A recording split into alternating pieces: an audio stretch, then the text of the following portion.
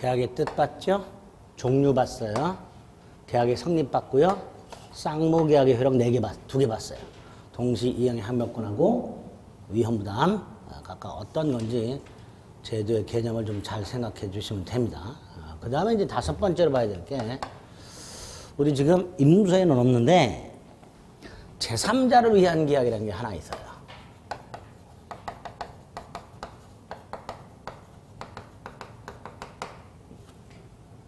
자, 어떤 계약인지 뜻을 좀 생각해 봅니다. 갑이 을에게 자신의 주택을 팔아요. 1억에. 그럼 이제 갑은 을에게 주택을 넘겨주면서 대금을 청구하겠고요.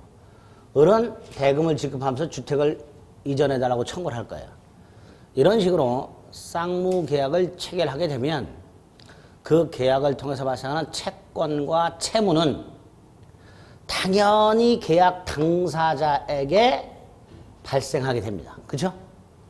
갑과 을이 권리와 의무가 생겨요. 그런데 갑이 을에게 주택 1억을 팔아요. 팔면서 계약금을 1,000만 원을 받고 그 다음에 을에게 나머지 9천만 원은 이 병이라는 사람에게 지급하라 라고 갑이 요청을 해요. 이때 을은 이유를 물어볼까요? 여러분 을이에요. 그럼 물어볼까요? 그럼 갑은 대답해 줄까요? 그거 궁금해할 필요가 있어요? 없어요? 을의 입장에서. 없죠. 을의 목적은 돈 주고 물건 받는 게 목적이에요. 그렇죠? 그러니까 갑이 병에게 줘라 그랬을 때 을은 갑하고 병의 관계가 궁금해 죽겠어. 그러니까 갑에게 병과의 관계를 밝히기 전에는 돈 못 주겠다. 이렇게 할 수는 없는 거예요. 그러니까 갑이 을에게 병에게 돈 줘라 그러면 을은 알았다. 물건만 정확하게 넘겨달라. 수락을 보통 할 거예요. 그러면 병에게 청구권이 생겨버려요. 그렇죠? 갑이 을에게 매매계약을 하면서 돈을 병에게 주라고 요청을 하고 을이 이걸 수락을 하게 되면 을은 병에게 대금을 지급해야 되죠. 다시 말해서 병이 을에게 대금 청구권이라는 권리가 생겨요. 그런데 이 병은 계약 당사자가 아니에요. 이거를 제3자를 위한 계약이라고 해요. 쌍무계약의 당사자가 아닌 제3자에게 그 계약상 권리가 생기는 계약. 그걸 뭐라 한다? 제3자를 위한 계약 이렇게 되죠. 이거 흔할까요? 이런 제3자를 위한 계약? 아주 흔하지요. 응? 아주 흔해. 주위에서 흔히 볼 수 있는 제3자를 위한 계약. 여러분이 병이에요. 인터넷 쇼핑몰 회사에 물건을 주문합니다. 그러면 갑은 그 주문받은 물건을 택배 회사와 택배 계약을 해요. 이때 갑은 택배 회사에다가 물건을 나한테 가져와라가 아니죠. 누구에게 갖다 줘라? 병에게 갖다 줘라. 그게 택배 계약이죠. 그럼 택배 회사는 알았다. 갑이 물건을 병에게 갖다 줘라. 을은 알았다. 그러면 물건을 주문한 내가 택배 회사와 계약을 한 적이 없어도 언제까지 배송합니다라는 문자를 보낸 택배 기사에게 그 시간에 안 왔을 때 연락을 해서 가져와라. 할 수 있죠. 빨리 가져와라. 왜 안 가느냐. 이때 택배 기사가 왜 나한테 다 가져오라 그러냐. 내가 너하고 계약했냐. 나한테 하지 마라. 알아서 갖다 줄 테니까 쳐 기다려.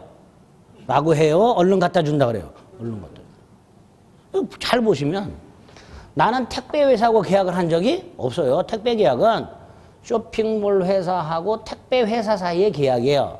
하지만 그 계약의 당사자가 아닌 내가 택배 기사분에게 빨리 가져오세요. 라고 요구할 수 있는 권리가 생겨요. 제3자를 위한 계약이에요. 그렇죠? 택배 계약은 물건을 주문한 사람을 위한 회사와 택배 회사 사이의 계약이에요. 또 갑이 보험회사와 생명보험 계약을 체결했는데 보험계약이란 건 계약에서 정해진 보험사고가 생겼을 때 보험금을 수익자에게 지급하는 계약이죠. 그렇죠? 그 보험사고는 다양하죠. 뭐 병에 걸리는 것도 있을 수 있고 자동차 사고도 있을 수 있고. 이 생명보험은 보험사고가 뭐예요? 누군가가 사망하는 거죠. 생명보험이니까. 이때 갑이 어떤 걸 보험사고로 정했냐? 자신의 사망. 내가 죽으면 와이프 병에게 이렇게. 이 사실을 와이프에게 알리면 돼야 안 돼요? 안 돼요. 잘못하면 죽어요, 갑은. 아니지? 예. 저도 예전에 와이프 몰래 제가 죽으면 와이프 앞으로 이렇게 생명보험을 체결했는데 와이프가 보험증권을 받네. 몰래. 몇 년 열심히 넣고 있었는데. 막 뭐라 그러는 거예요, 저한테. 그래서 왜 그러는지. 자기가 먼저 죽을 건데. 예? 왜 있다고 보험계약을 들어놨냐고. 왜 죽을 생각하냐고. 해지해버렸어요, 몰래. 우와. 감동을 받았죠, 저는. 내심. 왜 이런 쓸데없는 거 들어놨냐. 왜 죽냐고. 막 난리를 치더라고요. 그런 생각하면 안 된다고. 그래서 해지해버렸어요. 희한해. 왜 그랬을까? 아직도 이해가 안 돼요. 예? 예? 뭐 같다고요? 뭐가 좋다고요? 친구 때문에 힘들어 하시니까. 아, 친구 때문에. 아니, 그때 그거, 친구 그 일을 걸렸을 때는 난리 났었어요. 저를 죽이는 만에 막 그랬었어요. 오히려. 그때는 막 난리 났었어요. 예. 와, 밝혀지고 난 다음에. 숨기고 있었는데 몇 년 지나니까 이제 뭐 이렇게 자꾸 뭐 통지서 날라올 거 아니에요. 그걸 이제 계속 집에서 이렇게 살짝 한번 걸렸어. 제가 강의가 안 새에 뭐가 왔어, 법원에서. 그래가지고. 와이프는 봐도 모르죠. 근데 뭔가 뭐 독촉 비슷하게 써 있으니까 막 난리가 났어요. 뭐냐 그래갖고 이실직고했죠. 그 전까지 제가 집에서 큰 소리 빵빵 치다가 그 이후로 급격하게 집에서 갑과 을의 지위가 바뀌어가지고 말이죠. 제가 집에서는 요새는 을도 아니야. 참 정의 지위, 정의 지위. 갑, 을, 병도 아니야. 거의 정의 지위에서 지금 숨만 쉬면서 살고 있죠. 네. 뭐 어쨌든 갑이 생명보험회사와 자신이 사망을 하면 보험금을 와이프에게 주기라는 계약을 합니다. 그리고 이제 죽어라고 보험료를 내지요. 그러다 보면 죽지요. 그러니까 너무 죽어라 내면 안 돼요. 죽어라 내면 죽어요, 잘못하면. 그러니까 죽어라 내다 죽었으면 이렇게 보험금을 청구할 거예요. 분명히 보험계약은 갑하고 을이 체결했지만 그 계약상 보험금 청구는 병에게 생겨요. 그렇죠? 이런 게 다 제3자를 위한 계약이 될 수 있는 거예요. 이런 식으로 쌍무계약상 권리가 제3자에게 발생하는 계약을 제3자를 위한 계약이라 합니다. 이때 제3자를 위한 계약을 요청하는 사람, 이걸 요약자, 수락하는 사람을 낙약자라고 해요. 요약자, 낙약자. 그리고 아까 위험부담에서도 봤지만 쌍무계약을 체결하게 되면 당사자는 채권자이면서 동시에 채무자죠. 그렇죠? 근데 여기서도 요 놈을 채무자라고 고정을 시켜요. 제3자를 위한 계약의 조문이나 제3자를 위한 계약의 내용을 보다 보면 채무자, 채권자라는 말이 나와요. 이때 채무자가 누구냐? 낙약자를 말하는 거예요. 아시겠죠? 그 다음에 얘는 제3자이면서 수익자 이렇게 돼요. 그 다음에 이건 명칭이에요. 학자들이 이렇게 부르기 약속한 거예요. 그러니까 우리도 이 명칭을 익숙해져야 돼. 그 다음에 이 요약자와 낙약자 사이에 계약을 하지요. 그죠? 요거를 기본관계 또는 보상관계 이렇게 불러요. 요약자와 낙약자 사이를 뭐라 한다? 기본관계 또는 보상관계 이렇게 불러요. 반면에 요약자하고 수익자 사이의 관계를 대가관계 이렇게 불러요.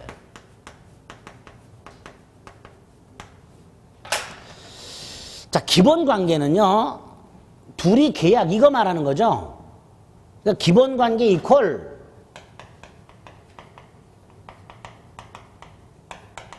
이게 제 기본관계예요.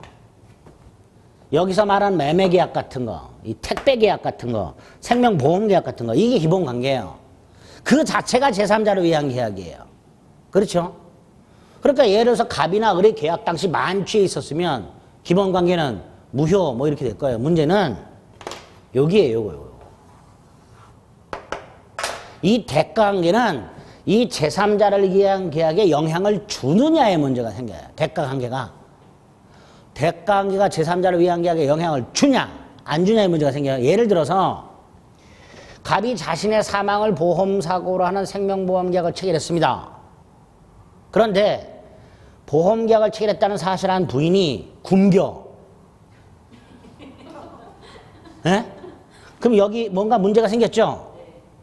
이때 갑이 보험료를 납부해야 될 날짜에 보험회사 대고 대가관계가 깨졌다.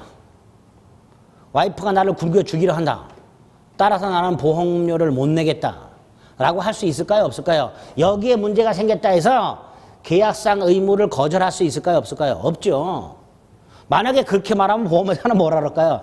그건 부부관계 문제고 부부 사이 문제고 보험계약하고 상관없죠. 보험료를 내셔야죠. 이렇게 말하겠죠. 결국 이 대가관계는 제3자를 위한 계약에 아무런 영향을 미치지 않아요.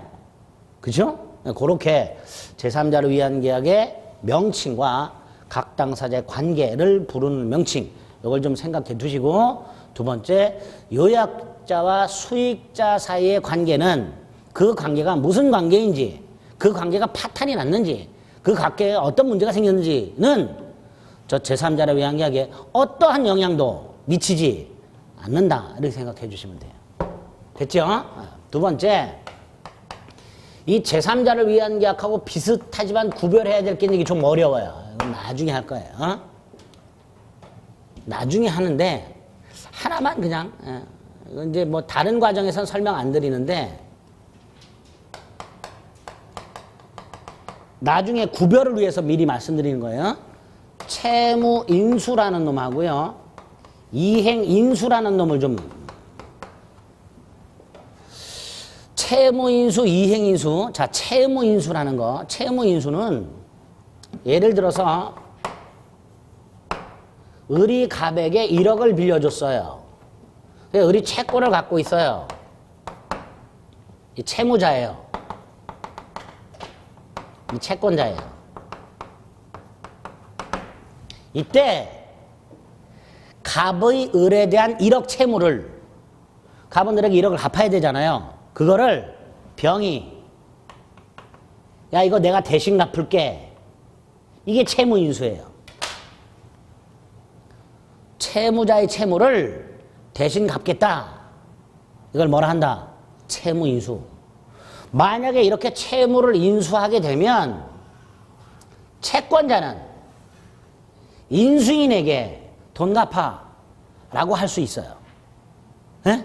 쉽게 말하면 채권자 입장에서 채무자가 바뀌는 거예요. 우리 아파트를 담보대출 받은 상태에서 아파트를 팔아요. 이때 병은 요걸 인수하고 차액만 대금으로 줄 수 있다 그랬죠. 그런 거 생각하시면 돼요. 이렇게 채무를 인수하게 되면 채권자 입장에서는 채무자가 바뀌어요. 그래서 채권자는 채무를 인수한 사람한테 갚아라 이렇게 할 수 있어요. 근데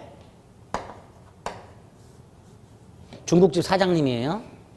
갑에게 2만 원 외상 채권이 있어요. 2만 원 외상 채권이 있다. 자, 갑의 친구 병이 이 중국집 사장님이 짜장면을 굉장히 맛있게 해. 그래서 병이 갑에게 야 여기 가서 짜장면 먹자. 그랬더니 갑이 안 가. 안 가겠죠? 왜 안 가? 외상값 있으니까. 나 거기 못 가. 병이 왜 못 가? 나 거기 2만 원 외상값 있어. 그랬더니 병이 뭐라 그래요? 야 내가 대신 내줄게. 이런 경우 있죠? 자, 병이 2만 원을 대신 내주기로 했어요. 갑에게. 채무 인수했죠? 자, 중국집을 갑니다. 짜장면 시켜 먹었어요. 근데 사장님이 갑에게 지난번에 2만 원 외상 있는데 그거 내놓으라 그랬어요. 그랬더니 갑은 뭐라 그럴까요? 예? 내놓으라 그러면 가면 뭐라 그럴까요? 얘가 대신 준다 그랬어요. 라고 하겠죠. 그래서 사장님이 병한테 내놔. 그래서 그랬더니 병이 저 그런 적 없는데요. 그럼 병은 다시 갑에게 내놔. 그러겠죠. 그럼 갑은 또다시 병을 보고 네가 대신 준다 그랬잖냐 그럴 거예요. 그럼 병은 이렇게 말해요. 야, 내가 너하고만 약속을 한 거지 내가 언제 사장님한테 직접 준다 그랬냐. 에?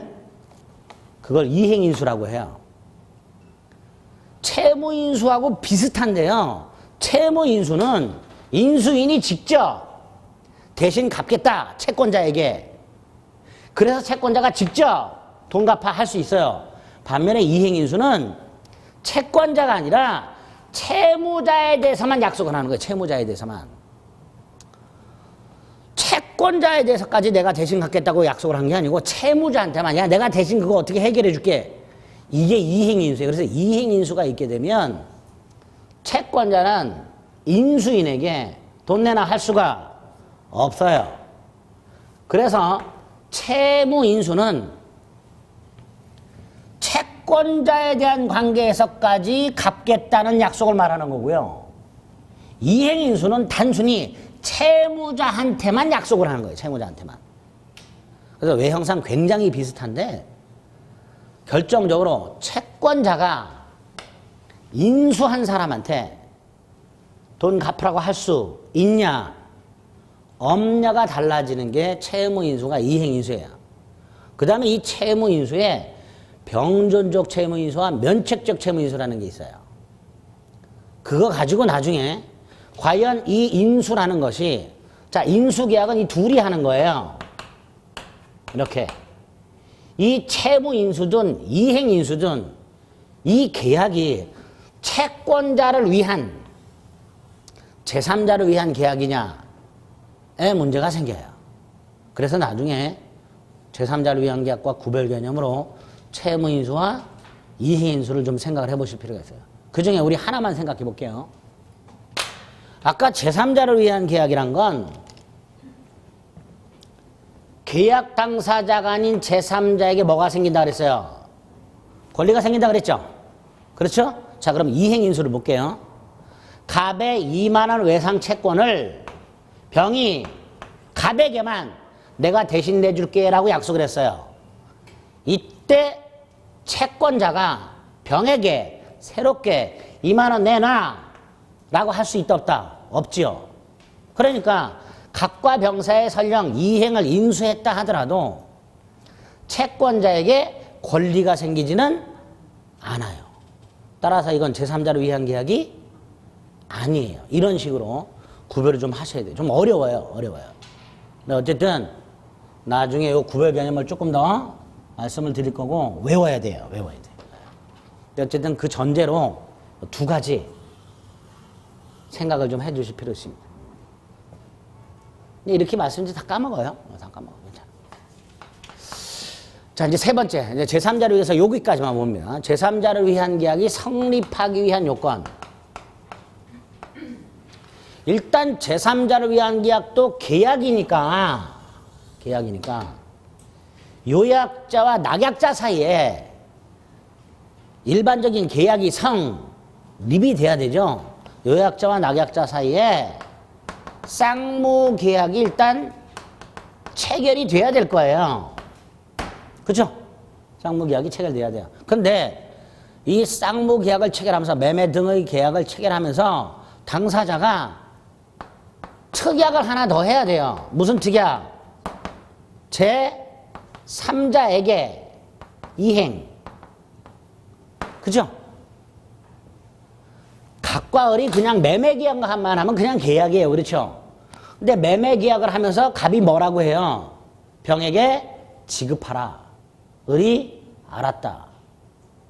즉 갑과 을이 매매 등과 같은 쌍무 계약을 하면서 특약을 하나 더 해야 돼요. 제3자에게 이행을 하기로 하는 특약. 제3자에게 권리가 발생하는 특약. 이 특약을 제3자 약관이라고 해요. 뭐라 한다? 제3자 약관. 제3자를 위한 계약이 성립하려면 두 가지. 당연한 거고 이거는 당사자 사이에 매매와 같은 유효한 쌍무계약이 있어야 되고 그 다음에 제3자에게 권리가 생기는 특약, 제3자 약관까지 있어야 돼요. 이거를 제3자를 위한 계약이라 합니다. 여기에다가 제3자를 위한 계약은 어떤 효력이 있고 뭐 등등 당사자 간에 구체적으로 어떤 권리 의무 관계가 생기는지 이제 그런 걸 나중에 추가하면 됩니다. 이런 걸 제3자를 위한 계약이라 한다. 입문 과정에는 교육제는 없으니까 이런 것도 하나 있구나 생각하시면 돼요. 자, 총론의 마지막이요. 자, 갑과 을이 1월 10일 날 갑이 가지고 있는 주택을 매매하기로 했고 1월 30일 날 이행을 하기로 했다. 그럼 당연히 1월 30일이 되면 갑은 을에게 소유권을 넘겨주고 을은 갑에게 대금을 지급하고 해야 되죠. 근데 만약에 둘 중에 한 사람이 안 해. 예를 들어 을이 갑에게 대금을 주는데도 갑은 소유권을 안 넘겨주거나 갑이 소유권을 넘겨주는데도 을이 대금을 지급하지 않거나 그러면 부당하게 누군가가 채무를 이행하지 않는 거죠. 만약에 갑이 소유권을 안 넘겨줘. 그럼 을은 당연히 정당하게 대금 지급을 거절할 수 있어요. 아까 동시 이행의 항명권처럼. 그렇죠? 그런데 갑이 소유권을 넘겨주는데도 을이 대금을 지급하지 않아. 부당한 거죠. 이거를 채무 불이행이라고 해요. 이렇게 계약이 유효하게 체결이 됐는데 이행기가 됐어요. 근데 어느 일방이 부당하게 채무를 이행하지 않고 있더라. 그걸 채무 불이행이라 하고 이럴 때 채권자 갑은 언제까지 기다려줄 수는 없고 기다리다 결국은 갑은 을에게 이렇게 말하라는 거예요. 계약 없었던 걸로 하자. 그렇죠? 이런 식으로 당사자 일방의 채무 불이행이 있을 때 계약을 소멸시키는 것 그게 필요해요. 보통 이런 경우에 실무에서는 이렇게 말을 하죠. 갑이 계약 취소하겠다. 이렇게 말하죠. 자, 계약 취소하겠다. 할 수 있을까요? 없을까요? 갑이. 실무적으로는 취소한다고 많이 하죠. 네? 법적으로는 갑은 을에게 계약을 취소하겠다고 할 수 있을까요? 없을까요? 없지요. 왜 없어? 왜 없어요? 우리 민법총칙에서 취소는 어떨 때 한다 그랬어요?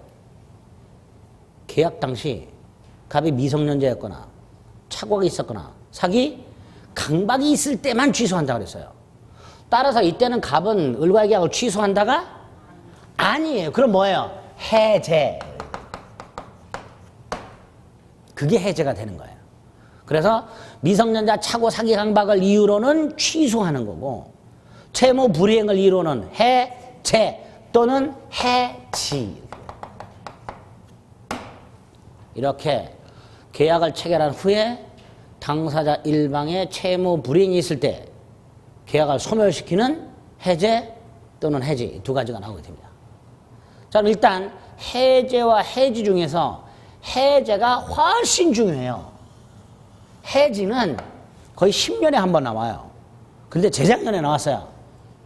작년에도 안 나와, 올해도 안 나왔어. 작년에 나왔고 올해 안 나와서 향후 9년간은 안 나와. 안 나오니까 해제는 크게 신경 안 써도 되는데 기본이 되는 거니까 개념은 좀 생각하셔야 돼요. 해지. 여러분이 통신사하고 계약을 했어요. 보통 2년 약정하죠. 그렇죠? 중간에 통신사를 옮겨야 돼. 그러면 기존 통신사 회사와의 계약을 끝내야 되죠. 해제일까요? 해지일까요? 해지가 되죠. 해지라는 것은 이렇게 계약 기간이 정해져 있어요. 언제부터 언제까지 임대차처럼. 이런 걸 계속적 계약이라 그래요.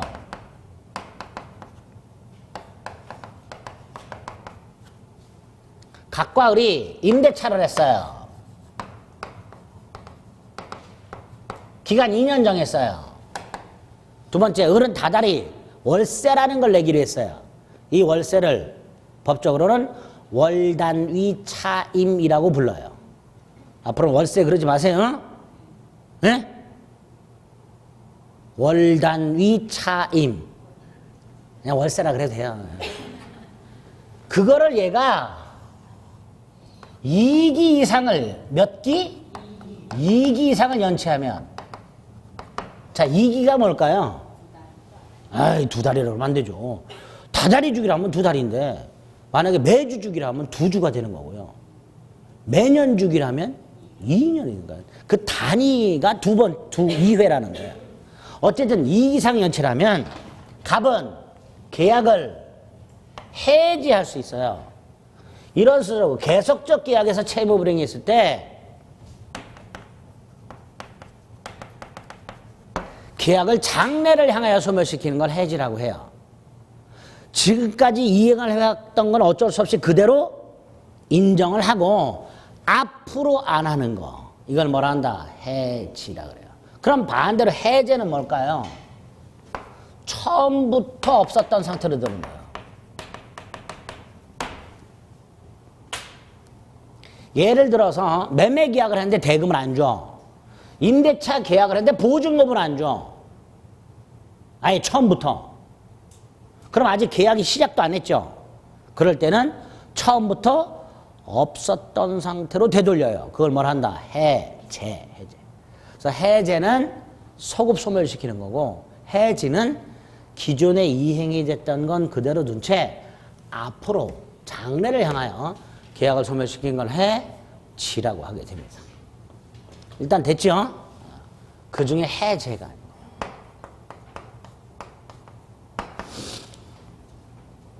자, 해제의 뜻을 좀 정확하게 기억을 하실 필요가 있습니다. 해제는요, 일단 계약이 성립이 됐고 유효해요. 계약이 성립을 했고 유효합니다. 두 번째, 이 계약을 한 이후에 어떤 사유가 생겨요. 계약 이후에, 계약 당시 말고 계약을 하고 난 이후에 어떤 사유가 생겨요. 이 사유를 근거로 그 계약을 처음부터 없었던 상태로 되돌리는 일방적이라는 건 상대방의 동의나 승낙을 받을 필요 있다 없다? 없다. 요거를 해제라고 해요. 해제는 좀 어쩔 수 없이 해제의 법적인 뜻을 정확하게 좀 기억을 하실 필요가 있어요.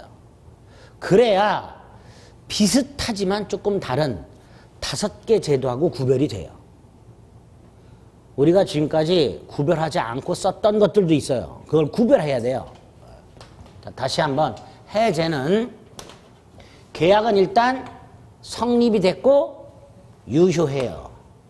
그리고 계약을 하고 난 다음에 어떤 사유가 생겨요. 이걸 근거로 계약을 소급해서 소멸시키고요. 상대방의 동의나 승낙을 받을 필요가 없어요. 이런 것들을 해제라고 합니다. 그래서 이 해제하고 구별을 해야 될 게 5개가 나와요. 첫째가 해제는 일단 계약이 성립하고 유효해야 된다 그랬죠. 그죠? 그런데 철회라는 게 있어요. 철회라는 건 뭐냐? 의사표시가 뭐가? 의사표시가 효력이 발생하기 전에 그걸 소멸시키는 걸 철회라고 해요. 예를 들어서 제가 어떤 물건을 을한테 얼마에 사라고 청약을 했어요. 근데 을이 아직 승낙을 하기 전에 내가 안 팔아. 이런 걸 철회라고 한다고요. 의사표시라는 것 자체가 효력이 생기기 전에 그 의사표시를 소멸시키는 걸 뭐라 한다? 철회라 한다. 그런데 우리 둘째 날인가 둘째 주인가 한 것 같은데 좀 기억을 더듬어 보세요. 상대방이 있는 의사표시는 언제 효력이 생긴다 그랬어요? 기억나세요?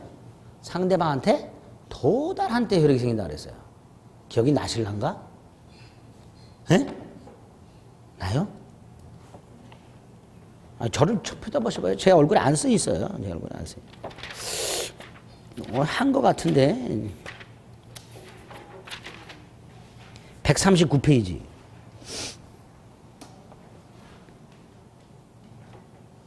139페이지 가면 맨 위에 조문 박스가 있고요. 거기 111조 1항이 있죠. 체크돼 있나요? 네. 상대방이 있는 의사표시는 언제 효력이 생긴다? 도달한 때. 그럼 보세요. 도달하면 효력이 생겨요. 그런데 철회는 효력이 생기기 전이잖아요. 그러니까 도달하기 전에 철회하는 거예요. 도달하기 전에. 이걸 철회라고 해요. 그러면 나의 의사표시가 상대방한테 도달했어. 그럼 철회할 수 있다 없다? 없지요. 없지요. 철회할 수 없어요. 아까 우리 안 봤던 것 중에 하나가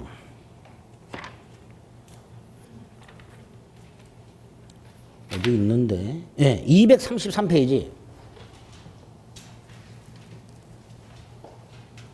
233페이지 맨 위에 보면요. 527조라고요. 이렇게 돼 있죠. 계약의 청약은 철회하지 못한다. 뭐가 생략돼 있겠죠. 뭐가 생략돼 있어요. 상대방한테 도달한 후에는 철회하지 못한다. 이 생략이 되어 있는 거예요. 그렇죠? 다시 한번 정리하면 철회라는 것은 의사표시라는 게 효력이 발생하기 전에 그걸 소멸시키는 게 철회다. 그런데 상대방이 있는 의사표시는 아까 봤죠? 도달함으로써 생긴 효력이 생기죠. 그러니까 뭐라고 얘기할 수 있어요? 도달 전 철회할 수 있고 도달 후에는 철회할 수 없다. 이렇게 되는 거예요.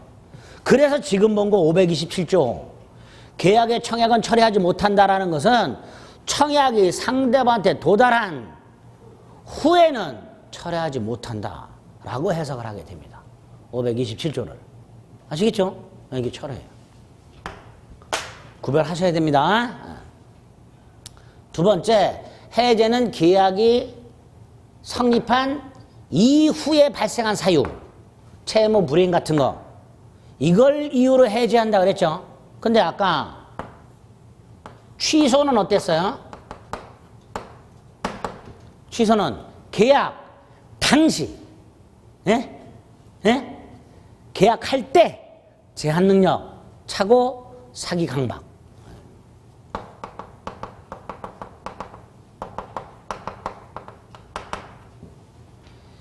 계약을 하고 난 이후에 채무 불이행이 있었냐? 그럼 해제. 계약 당시에 미성년자였냐? 그럼 취소. 이렇게 되는 거죠. 다르죠? 구별하자. 세 번째, 이건 쉽죠. 소급해 소멸시킨다 그랬죠? 근데 아까 해지는 장래를 향하여 소멸시킨다 그랬죠? 장래. 해지하고도 이렇게 구별하면 되고요. 네 번째, 일방적인 거죠. 상대방의 동의나 승낙을 받을 필요가 있어요, 없어요? 없죠. 자, 그런데 갑과 을이 계약을 했는데 갑이 을과의 계약을 일방적으로 해지를 했다. 을은 갑에게 왜 해지했냐고 물어볼 거예요. 그런데 갑이 이렇게 대답을 합니다. 어젯밤 꿈자리가 사나워서. 이거 해제 사유가 될까요, 안 될까요? 안 되지요. 왜? 상대방이 납득하지를 못해요. 갑이 이렇게 말해. 네가 약속한 날짜 돈 안 줬잖아. 그럼 상대방은 아, 그렇구나. 납득을 하게 될 거예요. 해제라는 건요, 일방적인 거예요. 따라서 상대방의 동의나 승낙을 받을 필요가 없는 대신 상대방이 납득할 만한 이유가 있어야 돼요. 그 이유가 채무 불이행이에요. 그렇죠? 그런데 좀 전에 꿈자리가 사납다. 이건 상대방이 납득할 만한 이유가 아니에요. 근데 만약에 갑이 진짜 을이 채무 불이행이 없는데 전날 밤 꿈자리가 사나웠어, 정말. 그래서 을에게 계약을 해제하려고 했더니 일방적으로 못하죠.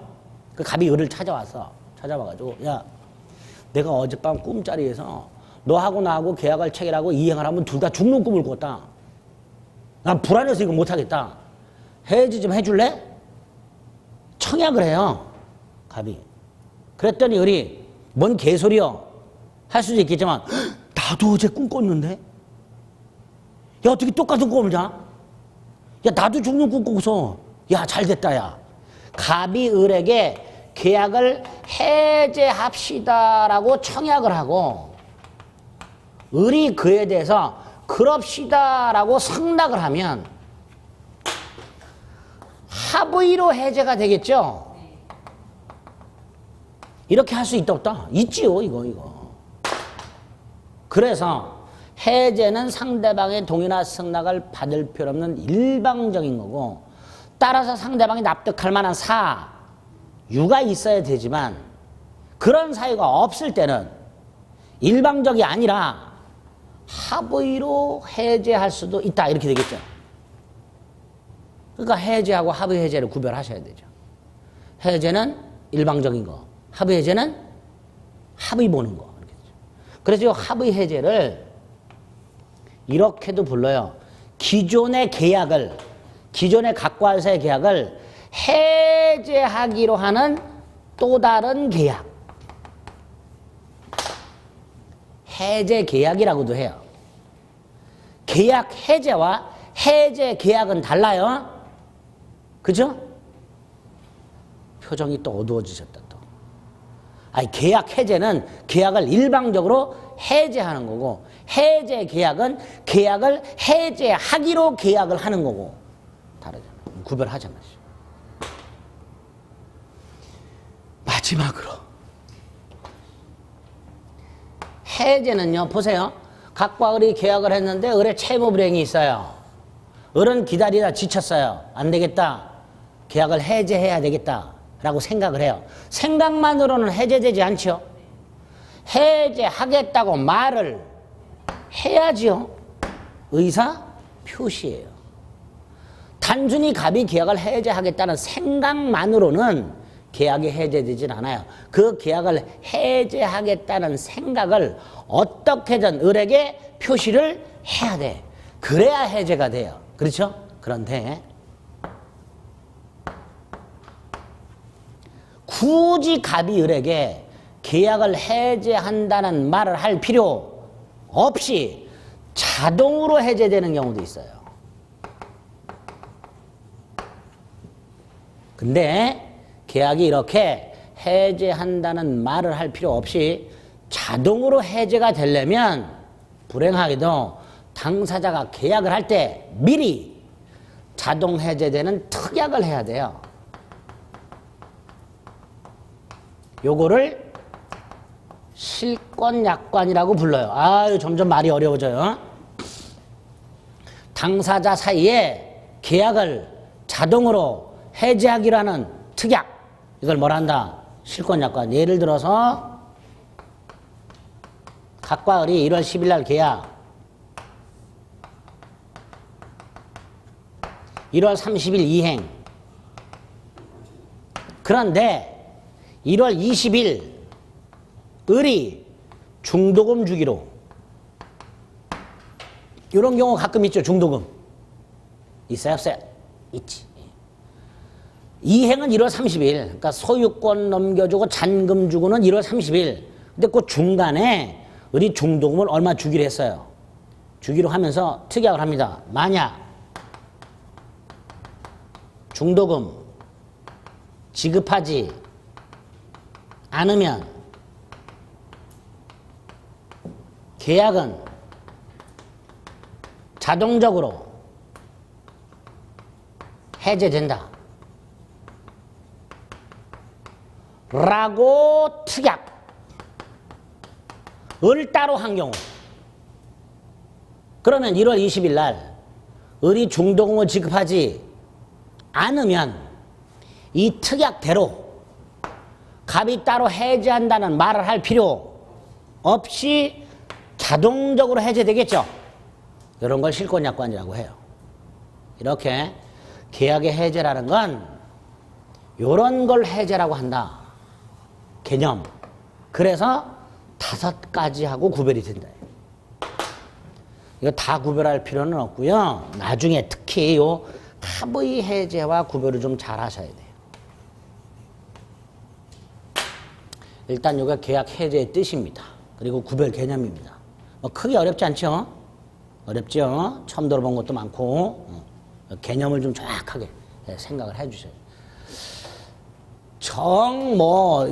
그 구별하기가 다른 건 막 복잡하고 그러면요.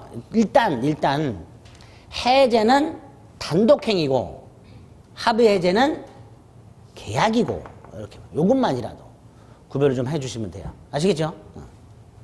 그 다음에 이제 구체적으로 아까 계약을 일방적으로 해제를 하려면 상대방이 납득할 만한 사유가 있어야 된다 그랬죠? 그죠? 이걸 해제 사유라고 해요. 또는 해제권 발생 원인이라고도 해요.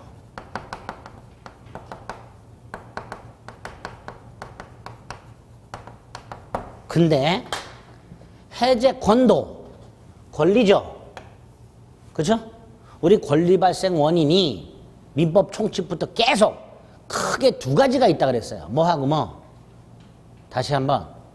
권리 발생 원인이 민법 총칙에서도 봤고 물권에서도 봤어요. 2가지가 있다고 크게. 법률 행위와 법률 규정. 또 나와요. 해제 사유란 해제권이라는 권리가 발생하는 원인을 말하는데 당연히 2개가 있었다. 법률 행위와 법률 규정. 법률 행위를 통해서 발생하는 걸 약정 해제권. 다시 말해서 당사자가 계약을 하면서 약속을 하는 거예요. 예를 들어 이렇게 이행기에 목적물의 공시지가가 20% 이상 뛰면 계약을 해제할 수 있다. 목적물의 공시지가가 20% 이상 하락하면 해제할 수 있다. 이렇게 약정을 해놨어. 그런데 실제 이행기 봤더니 20% 뛰었어. 20% 하락했어. 약정한 해제 사유가 생겼죠. 그럴 때 해제할 수 있는 거예요. 그게 약정 해제 사유예요. 당사자가 어떤 내용으로 약정해도 상관은 없어요. 어쨌든 당사자가 미리 요러한 경우에 해제할 수 있도록 하자라고 약속을 했을 때 그걸 약정 해제 사유랍니다. 또 하나가 법률 규정에 의해서 생기겠죠. 법률 행위, 법률 규정. 그 법률 규정에 생긴 걸 법정 해제 사유 이렇게 불러요.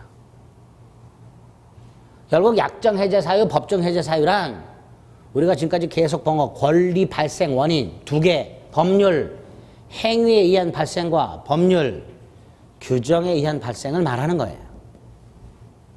이때 이 법정 해제 사유가 중요하고요.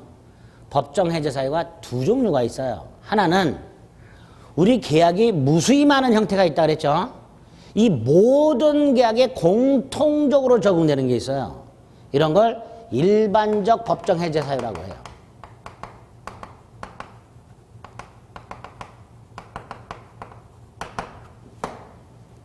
반면에 매매 계약이나 교환 계약이나 임대차 계약이나 증여 계약이나 이렇게 개별적인 계약을 가보면 요 계약은 요럴 때 해제할 수 있다라고 규정해 놓은 게 있어요.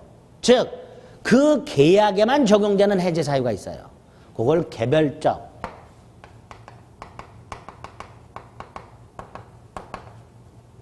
법정 해제 사유 이렇게 불러요. 그 중에 계약 총론에는 뭐가 나올까요? 총론이니까 이게 나오겠죠. 일반적 법정 해제 사유. 모든 계약에 공통적으로 적용되는 법정 해제 사유. 이게 대표적으로 2개가 규정이 되어 있어요. 우리 민법에. 이 일반적 법정 해제 사유는 아까 말씀드렸던 이게 원칙인데 뭐 더 있어요. 예외가. 근데 원칙이 요건데 이 채무 불이행의 유형이 민법에 2개가 규정이 되어 있어요. 하나가 이행 지체라는 거고요. 또 하나가 이행 불능이라는 거예요. 근데 이 이행 지체, 이행 불능은 공히 채무 불이행 일종이고요. 이 채무 불이행은 채무자의 잘못으로 이행을 못하는 거예요. 아까 갑이 을에게 주택을 팔았는데 주택이 지진으로 멸실됐어. 채무자 갑에게 잘못이 있어요, 없어요? 없어요. 이럴 때는 채무불행이 아니고 위험부담으로 갔었어요. 그렇죠? 그렇죠? 그래서 채무불행이란 건 채무자에게 고의 또는 과실이 있는 거예요. 그 중에 이행지체는요, 할 수 있는데 안 하고 민기적거리는 게 지체예요. 여러분들 매일 하고 계시죠? 복습지체라고. 응? 할 수 있는데 안 하고 민기적거리시죠? 그게 복습지체예요. 예? 이행지체. 대표적인 게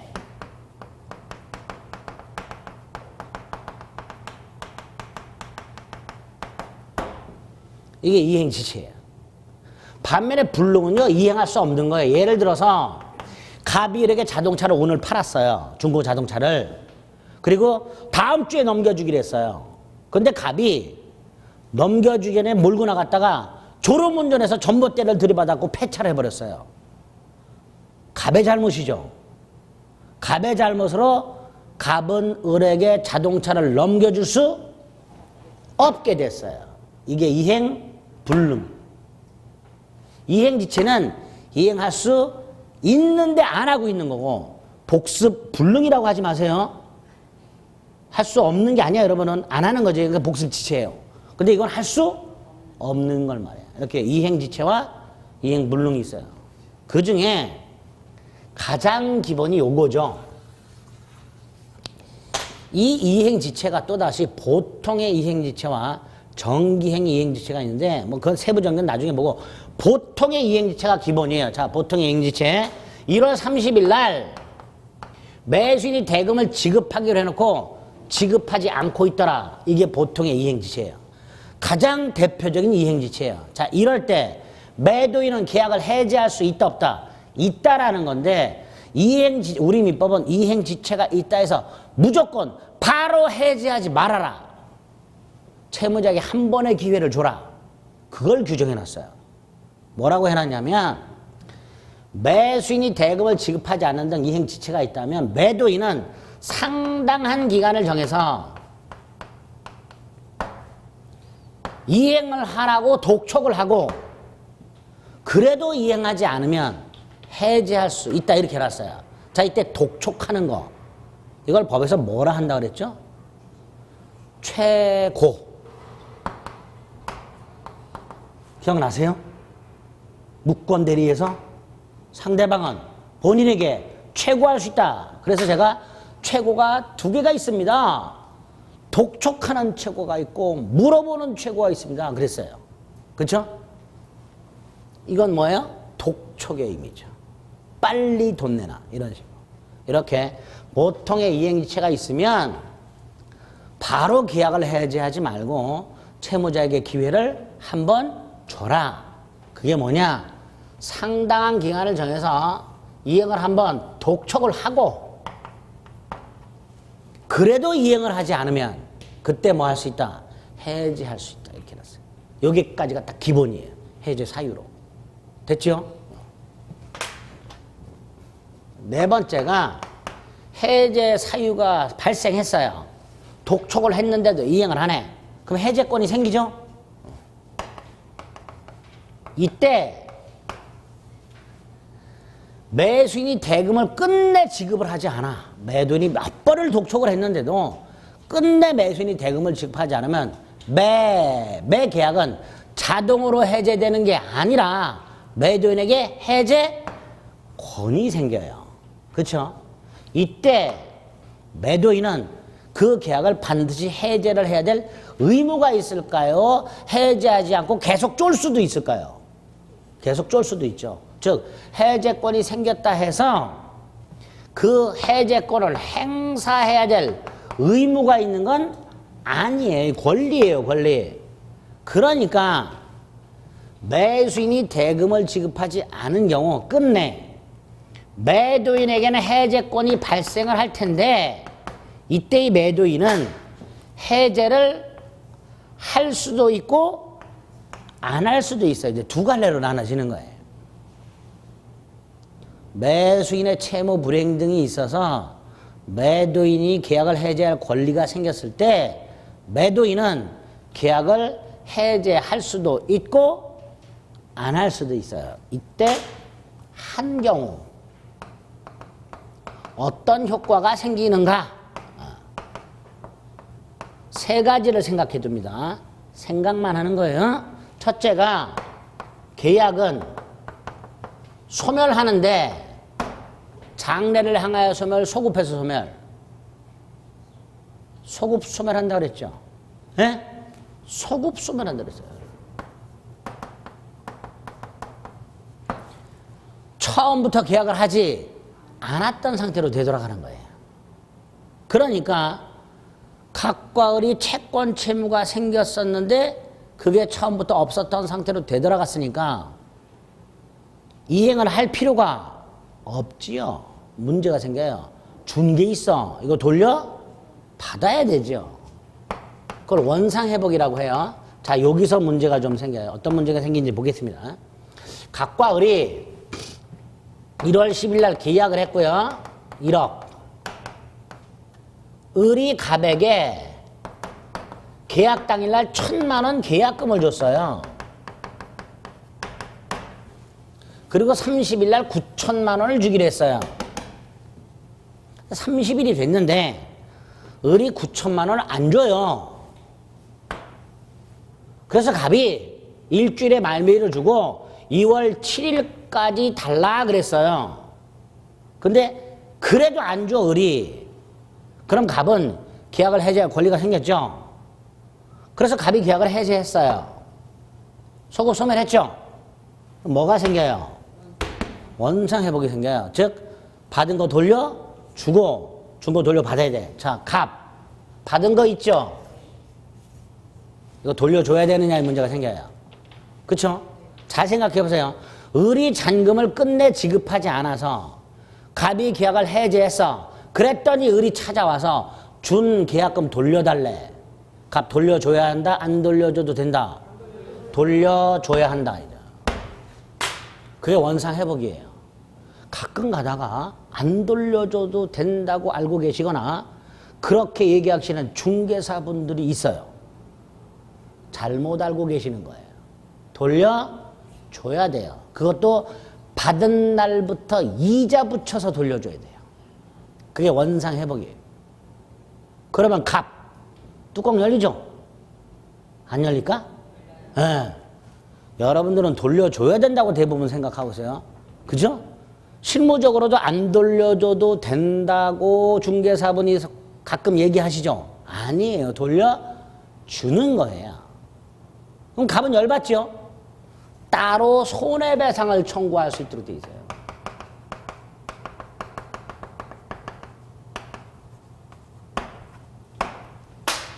지금 을이 제때 잔금을 지급하지 않아서 갑이 계약을 해제했는데 갑에게는 당연히 어떤 손해가 있을 수 있죠.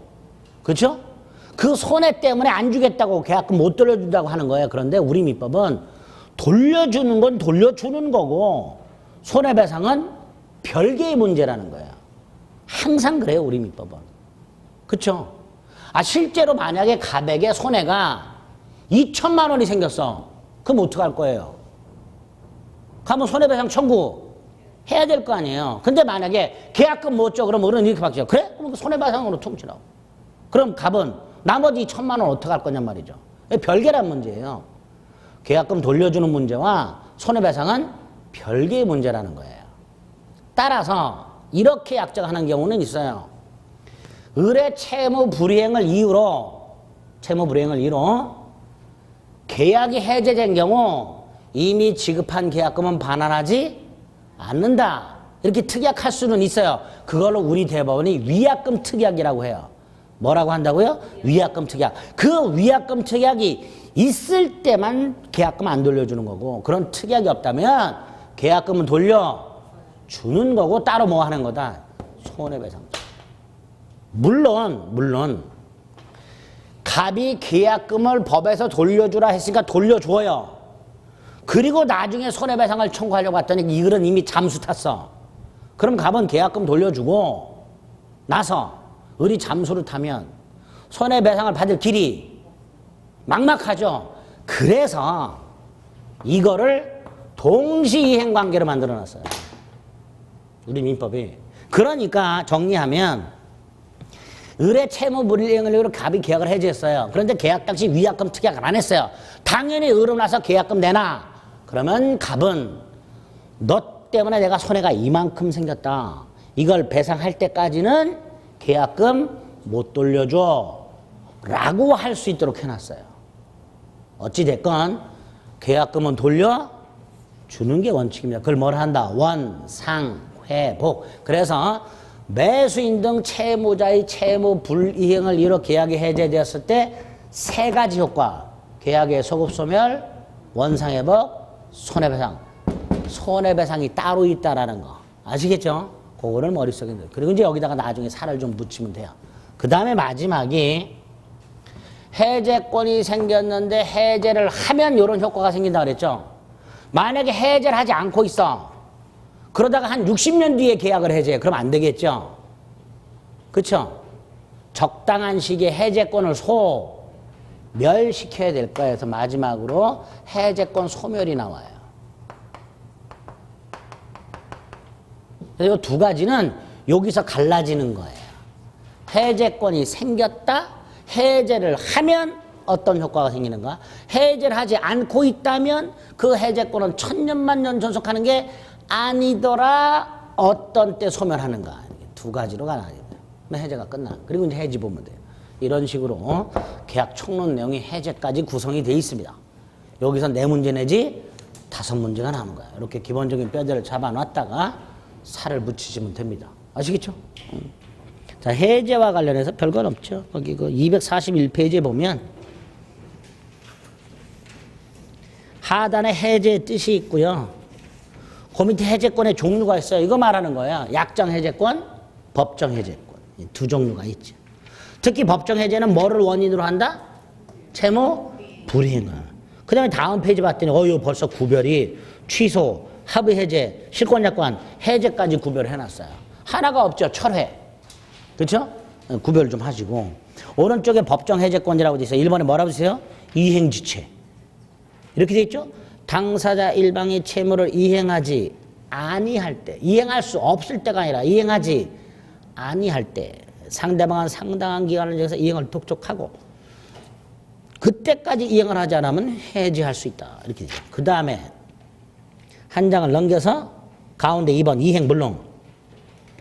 이행불능이란 이행할 수 없게 된 경우를 말한다. 그랬죠? 그래서 그 밑에 줄에 뭐라 했어요? 최고를 할 필요가 없다. 이행불능의 경우는 불가능하니까 최고가 필요 없을 거예요. 그렇죠? 그리고 오른쪽 해제 효과. 밑에 동그라미 1번 계약의 소급적 실효, 원상회복, 손해배상. 이 세 가지가 기본적인 효력이 생기는 거예요. 그렇죠? 그렇게 확인하시면 되겠습니다. 이렇게 계약 총론 내용이 이런 정도의 내용들로 구성이 됐다라고 생각하시면 됩니다. 되셨죠? 다음 주에 계약 강론에 매매 교환 임대차 보고요. 시간이 되면 임대차의 특별법은 주택임대차, 상가건물 임대차 뭐 안 해도 되는데 시간이 되면 그것까지 간단히 뼈대를 잡아드리고 종강을 할 겁니다. 벌써 6주가 다 됐어요. 그렇죠? 시작한 지 11, 12월 달에 뭐 6주 과정으로 끝나지만 1월 달부터는 이제 8주 내지 9주 과정으로 계속 할 겁니다. 그러니까 그때부터는 뭐 딴 생각하시면 안 돼요. 이제. 그렇죠? 올해 합격생들이 많이 늘었다 그랬죠. 그럼 당연히 내년에는 합격자 수 조절을 하겠죠. 그렇죠? 그래서 여러분들 수험생들이 느끼기에 난이도가 높아진단 말이에요. 수험생들이 느끼기에. 실제로 높아진 게 아니지만 표현을 조금이라도 까다롭게 쓰고 하는 경우가 생길 수 있단 말이에요. 그러니까 좀 빡세게 하셔야 돼요. 아시겠죠? 다음 주까지 복습을 좀 다시 한번 해주시길 부탁드리면서 오늘은 여기까지 하겠습니다. 수고하셨습니다.